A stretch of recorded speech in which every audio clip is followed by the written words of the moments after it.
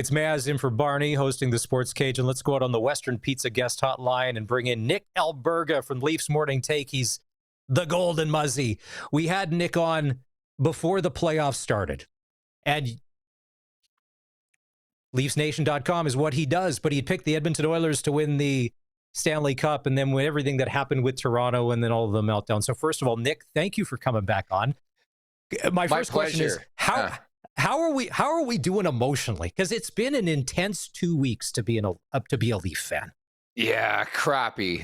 Really, really crappy stuff. Am I surprised? Am I shocked? Probably not, because this is how the season ends every year for the Maple Leafs. It doesn't matter if they're the best team in the NHL. It doesn't matter if they're the 10th best team. They're going to find a way to let you down, and that's exactly what transpired. So we'll see what Brad Treliving has to say in his end of season podium tomorrow. But yeah, just thoroughly disappointed, especially when you look at what the Florida Panthers are doing right now. They're up 3-1 here on Carolina. Word came out a couple days after the season was done that Mitch Marner was offered the largest contract in Toronto Maple Leaf history, but we've never been able to nail down a number. Do you have any idea what that number potentially was? I mean, it's all rumor.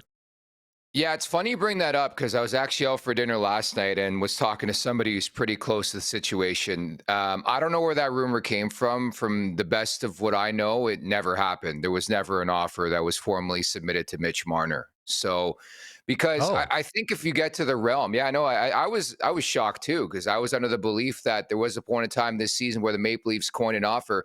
To the best of my knowledge, again, they have not. And, it's in the realm where I think you would have to think at some point in time you submit an offer, you had submitted an offer, and it was close enough where the player would think about, but there was never any noise around it. So, yeah, that's what I can tell you. It never really happened.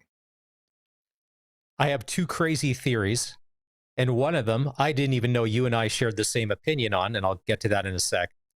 So with Marner not moving his no trade and just with everything going down, I was thinking, is this payback to the Leafs for how he was treated in the Babcock years and nobody really did anything about it? Potentially. And then the second crazy theory I had at the start of the year, and then you put out a picture on Twitter, I thought, if Connor McDavid helps the Edmonton Oilers win the Stanley Cup, is it mission accomplished in Edmonton? And being that him and his wife are both from Ontario, he's got his cup in Edmonton. Does he come back and join the Leafs and save them and win the cup, and then really go down in hockey infamy and Toronto Maple Leaf history as the guy that saved the franchise that won the first one since '67? Am I crazy on this? I don't think you are. I've asked a lot of people. Some people are convinced that he's signing. Some people are convinced that he's not sure what he's going to do. But I think it's a really good point to bring up. Like, you win the Stanley Cup, you're not from Edmonton.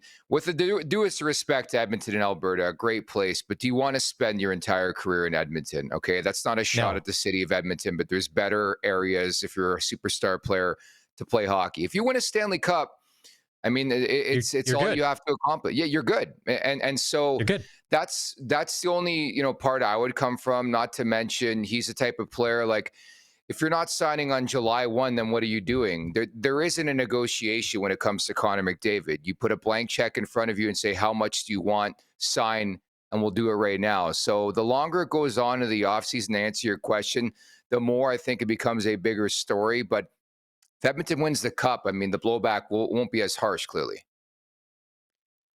And people say, well, Leon's there and he just signed. But also, too, and I'm going to take a shot. Keep in mind, I have relatives there and I'm allowed to do this. And I spent a lot of time there.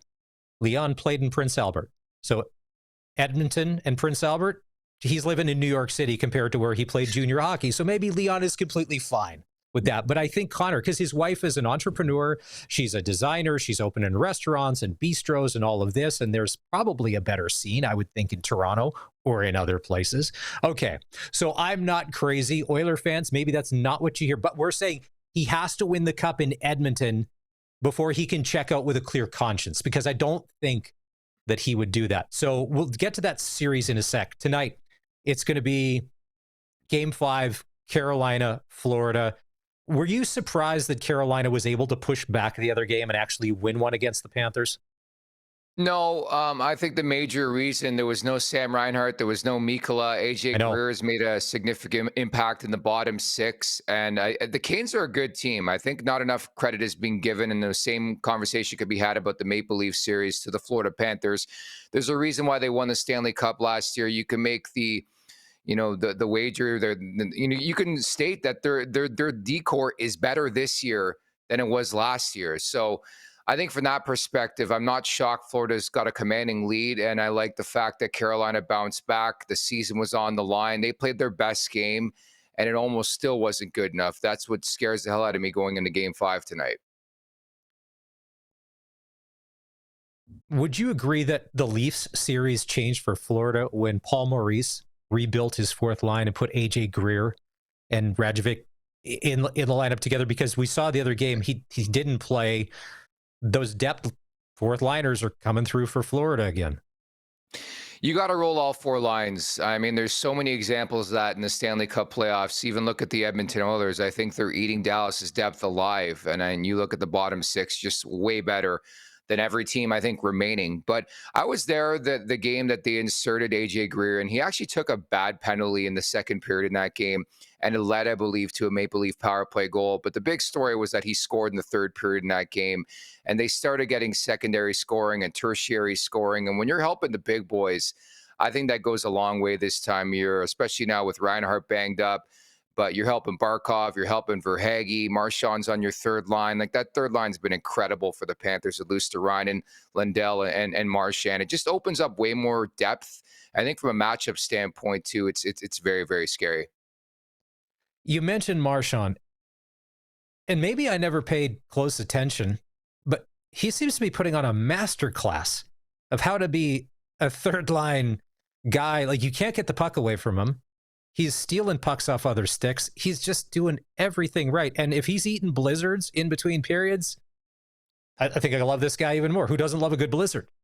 Maybe Yeah, not you're playing so sports, right. but yeah, I know. Oh man, I that's the first thing I'm like. Finally, I agree with something Brad Marchand says, considering what he said following the Leaf series. Big fan growing up and all that stuff. But yeah, like DQ Blizzards are the best, and certainly I think Marchand deserves a lot of credit for accepting the role. Like, let's not forget this guy has been a bona fide star for a good chunk of the last decade. Has been the captain of the Boston Bruins. Has won. Yeah. Has been successful. And now you go and your world's put upside down around the trade deadline, and pretty much Boston tells you they don't want to pay you, they don't want you there anymore. You go to a fresh new franchise, and I think you credit Bill Zito and for the Panthers. They always seem to identify the right players that fit into the puzzle, so to speak. Seth Jones, that was a huge pickup, but then you add Marchand, and he's accepted his role as a third liner. I mean, there's a lot of divas, a lot of example of that in pro sports. Never mind the NHL, NBA, whatever sport.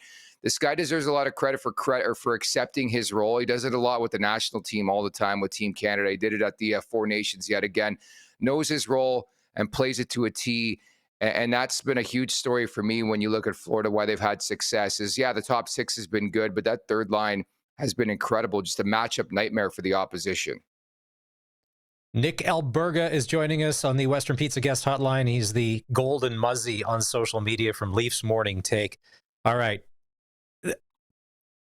Two things about playoff hockey.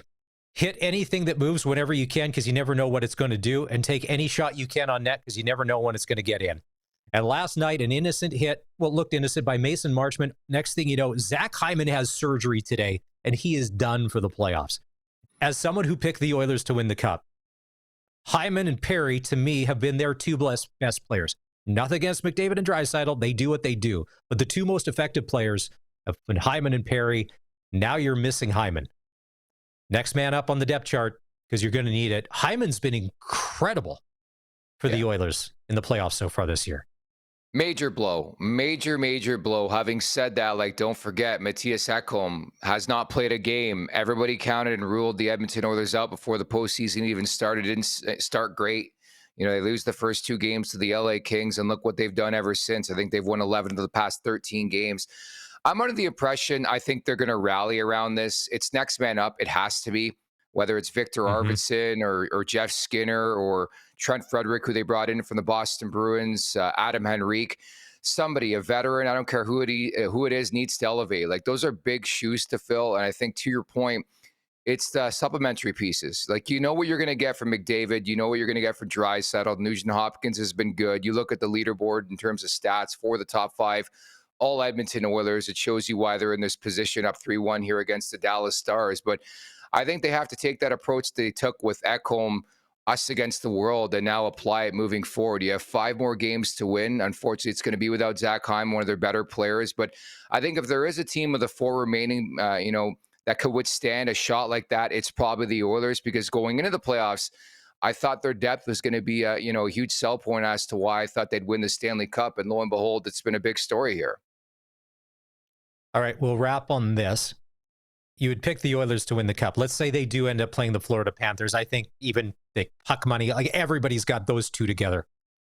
How many games and how does it play out for the Oilers to win this Cup?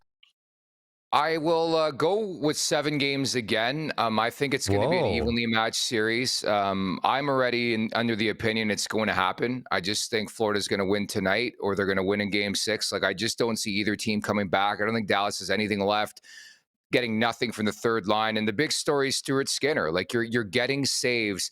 And that'll be like sort of the big topic point for me in a potential rematch in the Stanley Cup final. If Stuart Skinner continues to play this way where he's locked in and making the saves he needs to make, I think the Oilers win the Stanley Cup. I'm a firm believer in a team of destiny. I do think there's a lot of heat right now around the Florida Panthers. They're really, really good. Don't get me wrong. It just feels like it's McDavid's time. I think you look back at my perfect example I like to bring up is like 07, 08, 09, those 2 years when Detroit and Pittsburgh got together. Sidney Crosby's first crack at the Stanley Cup, loses in year 1 to Detroit, bounces back. He learns from that, wins in year 2. And that's exactly what I think happens this year for the Edmonton Oilers. I think they climb that summit and they beat the Florida Panthers. And the start's going to be everything. Don't forget, this year's Stanley Cup final will be slightly different if there is a rematch. The Oilers will have home ice advantage, of course. All right. Nick Alberga, thanks. Gold once again. If you're out buying a Leafs McDavid jersey, maybe grab one for me too. And we'll say you heard it here first. All right, go Panthers, go Oilers.